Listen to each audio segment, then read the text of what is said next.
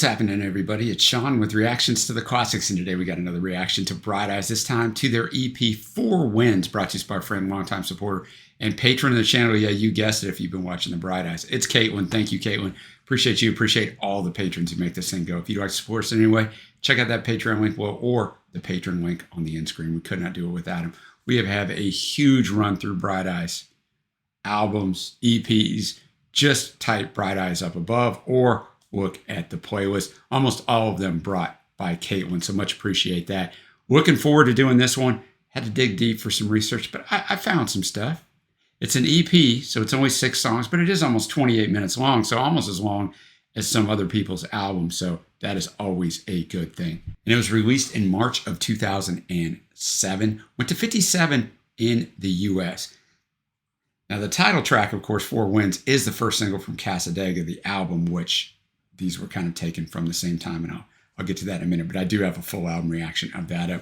The other 5 are B-side recordings from those sessions. Now, the cover, I could go into a 5-minute diatribe on the cover. I'm not going to. Apparently, it has some religious, mythical references, some magic stuff in there, all kinds of stuff. There's some words on the album cover on the inside, just all kinds of stuff. I'm not going to go into that because I haven't seen anywhere where Connor actually specifically addressed this. It did receive mixed reviews, but it is the first album or EP, whatever we want to call it here, where Nate Walcott and the great Mike Mogis became permanent full-time members of Bright Eyes. So that is pretty cool. All songs, as always, are written by Connor Oberst, except where noted, there is one that was written with someone else. If you've never been with us before, the music will not be in the video, but it'll be a Vimeo link below. So click on that and follow along with us. Let's jump into it. With the first track, the aforementioned track, the title track, 4 Winds. It ranked number 5 on Rolling Stone's top songs of 2007. So high acclaim. And it makes several references to The Second Coming by Yates. I mean, Connor's writing is just filled with references to literary things and historical, like all kinds of stuff that a lot of times I will mention in passing, but I won't get into because you can just do a deep dive into it. But all that to say, he's a fantastic writer who doesn't just jot things down on paper, right? There's intricacies, and that's why I often say he's the best songwriter or one of the 2 best songwriters, I think, of this century, and why some people will, call him somewhat Dylan-esque. He's not Bob Dylan. No one is. Bob Dylan's the greatest songwriter of all time, but with those literary references and higher level allusions to things, that's kind of where we come to on that. All right, I've heard this song before, obviously, but I don't have it on repeat or anything, so I'm gonna have the lyrics up as always. Let's get to it. 4 Winds. I mean, the melody on this song is fantastic. You don't always get that in a Connor song. Connor's pacing, like the first minute's only 4:14. The first minute of it, over a minute of it, is just an instrumental build-up, right, where you kind of have that country feel to it. And you do throughout the song, but you get some great guitar work in there that kind of hedges it more towards rock after a little bit. But his pacing on here is really quick as well. It's not always that way, and I think that helps. His voice sounds really good. Not that it doesn't at other times, but his voice sounds really good. Just really well done. The song itself, man, it has everything that you can imagine in this thing, and it kind of talks about the end of civilization, right? And he takes, but when great Satan's gone, and great Satan doesn't necessarily mean Satan like the devil. It was a Persian term for the U.S. It dates back roughly to the Iranian Revolution in 1979. So he could be talking about that. Then he gets into the Whore of Babylon, which is something that is the Antichrist, how the Antichrist is represented in the book of Revelation in the Bible. But then he goes in, the Bible's blind, the Torah is deaf, the Quran is mute. If you burn them all together, you get close to the truth still. They're pouring over Sanskrit, so that's the Hindu scriptures, right? The language which they're written in, under Ivy League moons. And it says here, Henry David Thoreau and Ralph Waldo Emerson both attended and graduated from Harvard and had an interest in Hinduism and studied extensively. So it just shows you, like, he's going, that's what I was talking about earlier, like he goes everywhere in these things. Do I believe that the Bible's blind? I don't, because I'm a Christian, but Connor's history with Christianity and certain sects of it, S-E-C-T-S, not S-E-X, is complicated, and I get that as well, but the song is just fantastic. It's just fantastic. Now we'll go to the second track. Remember, obviously 4 Winds was a single, and highly acclaimed. I told you how Rolling Stone rated it. The rest of these are supposed to be B-sides. We got Reinvent the Wheel. Speculation, but I couldn't find Connor saying this anywhere, is that the song's dedicated to singer-songwriter Elliott Smith, who passed in 2003, which we have several Elliott Smith things up here. Elliott's great. Connor, as I said, hasn't commented on it, but he has praised Elliott many times, stating in October 22nd, 2003 interview, so a few years before this came out, that, quote, sometimes when you're not feeling good, you have to listen to really sad music like Elliott Smith's, and that he wrote the sweetest, saddest, most gentle songs. True. And some people think this song also has to do with Jeff Magnum from, of course, Neutral Milk Hotel, which I have a review up of their fantastic album, The Airplane Over the Sea. So I don't know. I mean, I could see where it could be about Elliott or someone, who has given up their life. I can definitely see that in there. But I think, once again, the melody and Connor's voice on this thing is fantastic. It's almost somewhat catchy, like Four Winds. And that is not, boys and girls, what Bright Eyes is usually aiming for. Catchy is not the first thing that comes to my mind. It's usually fantastic songwriting. But these first two songs had both. Next up, we have Smoke Without Fire. This is one of them. Well, it's the only one that was co-written with someone else. Co-written with M. Ward. It's also a duet with M. Ward, although it's not like referenced that way anywhere. But I found that in a couple different places in the research. Who is M. Ward? I was wondering the same thing. He's part of She and Me with Zoe Deschanel, which we have a little bit of their stuff up. And he's also done several other things. But yeah, he's on here. They're somewhat trading verses. But a couple things I read said it's hard to tell who's who. So let's see if all that's true, right? I mean, there's just not a lot out there. So that could all be a total falsehood. This could all be Connor.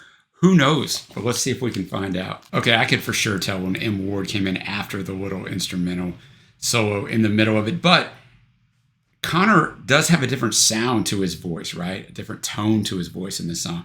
So I can see why if someone didn't know Connor's voice really well, and maybe you're not listening to it through headphones, because you guys know how when you listen to something in your car, it doesn't sound nearly as good. If you don't believe me, go listen. I'll tell you a great artist to listen to in the car where you can hear the difference from them and the headphones is Radiohead. They sound horrible on a car stereo, but I digress. But I'm saying maybe you couldn't notice the difference if it was played in a different environment. I can notice it, but really good song, totally different, not meant to be catchy. We're dialed way back, really just the acoustic in there, but a really well kind of haunting song. Very haunting song, which Connor's good at, but M. Ward coming in here as well. All right, halfway done, we got Stray Dog Freedom featuring Ben Queller, who I didn't know who he was. He's had some things going on. He's not too far from me where I live here. He's probably about 40 miles that way of where he kind of made his name for himself. But I couldn't find how he ended up on here or any of that good stuff. But it let me know who Ben Queller was. All right, Stray Dog Freedom. Fantastic guitar work on this song. I like it. Each song has a little something different to it. Ben was just on the backing vocals. It was actually Mike Mogus on guitar work there, and Connor is credited with some of it as well. But a different sounding song. I think he's taken the metaphor of a stray dog into a relationship context. And, how long do you stay? How do you draw them in? That kind of stuff. But really well done. Next up, we have Cartoon Blues. All right, Cartoon Blues, a play on words. I mean, he's playing the blues sort of here, but this song has everything on it. It's more complicated lyrically a little bit, but I mean, I kind of go with where he's going here. But musically, it has everything on it. You have pianos prominently. You also have banjos, but then guitars coming in heavy. So it's kind of all over the place, which keeps the song really interesting. It also doesn't quite work for me.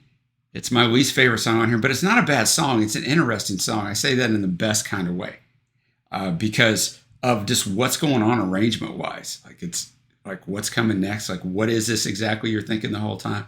Like, which direction are we going here? And we don't really go a direction, which is okay as well. Now we're going to finish with the closer, Tourist Trap, which I found critics were all over the map on this. Some of them loved it. Some of them hated it. I also found that in 2009, The Killers, one of my favorite bands, period, actually did a cover of this as their B-side to the single Spaceman.